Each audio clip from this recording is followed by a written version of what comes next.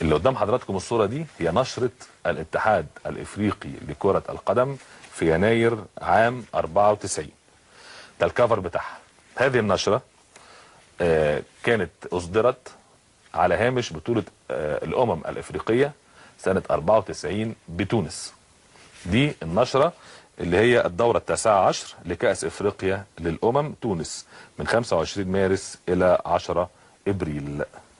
شفت حضراتكم النشرة دي قدام حضراتكم، ادي الكفر بتاعها قدام حضراتكم، واضح وصريح وما فيهوش كلام. وقتها بقول لحضراتكم الدكتور فيكن قال انا ما اعرفش حاجه عن القصه دي وما اعرفش حاجه اسمها تصنيف في الوقت ده، لدرجه ان حد قال له ده الاهرام كاتب الكلام ده، فاتقال ماليش دعوه بالاهرام. وقتها كانت جريده الاهرام كاتبه ان الاتحاد الافريقي قرر يعمل تصنيف معين بارقام معينه وبشكل معين عشان يحدد مين نادي القرن ومين منتخب القرن، تصنيف سنوي يعني، او عشان يحدد مين هيبقى نادي القرن او مين هيبقى افضل انديه في تاريخ الاتحاد الافريقي وافضل منتخبات. الدكتور فيكن قال برضه انا مش فاكر الكلام ده. تاني ورقه في النشره هطلعها لحضراتكم دلوقتي، بتتضمن اسم الدكتور فيكن جزمجيان بتاريخ يناير سنة 94. ادي الورقة قدام حضراتكم.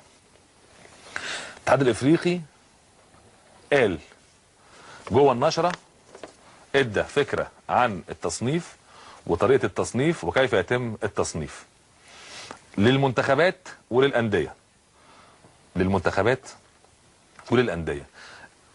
بص حضراتكم بقى المنتخبات، المفاجأة ان كان المنتخب المصري في المركز الاول برصيد 85 نقطة. كان المنتخب الكاميروني متساوي. يا ريت تطلعوا لنا بالورقة الثالثة دي بالظبط، اللي فيها المنتخبات اهي. دي اللي فيها المنتخبات. ايجيبت منتخب مصر قدام حضراتكم 85 نقطة. البي تي اس دي الى بوينتس يعني. بعد كده الكاميرون ونيجيريا 61 نقطة بيتساووا في المركز الثاني. ده تصنيف سنة 94 طبقا للأسس اللي حطها الاتحاد الافريقي واللي اتجمعت خرجت في نشرة الاتحاد الافريقي سنة 94 للمنتخبات. انتهى القرن الكاميرون هي الاول.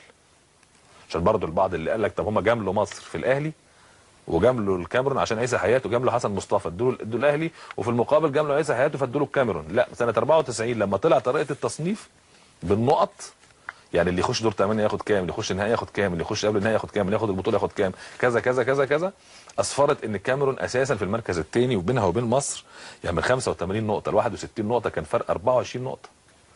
استمرت البطولات الافريقيه 94 96 98 2000 فتصدر الكاميرون الصداره وحصل على لقب منتخب القرن. نروح بقى لتصنيف الانديه، هو الاهم واللي بنتكلم عنه، ومن نشره الاتحاد الافريقي اللي نقلت عنها الاهرام ما نشر في ذلك الوقت في سنه 94.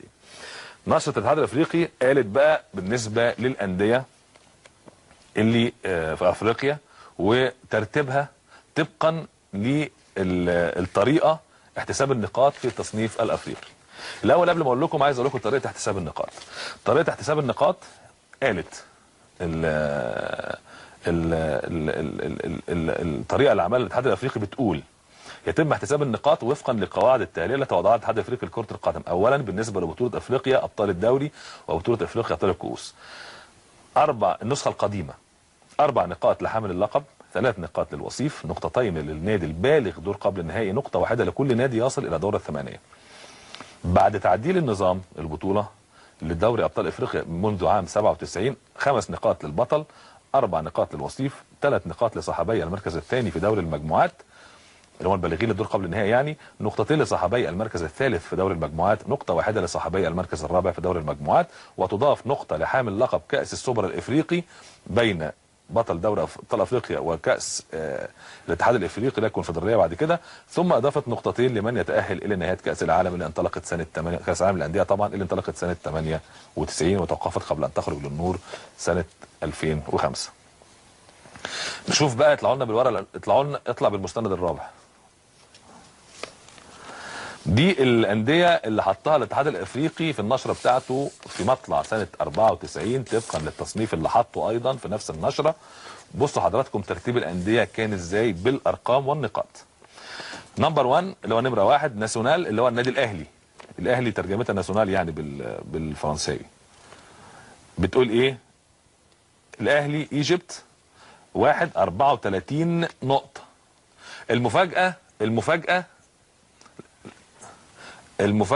ان الزمالك مش في المركز الثاني. يعني المفاجأة ان الزمالك سنة 94 ما كانش في المركز الثاني ولا الثالث ولا الرابع ولا الخامس، بل كان في المركز السادس. إن أعجبك الفيديو لا تنسى الإعجاب والاشتراك في القناة.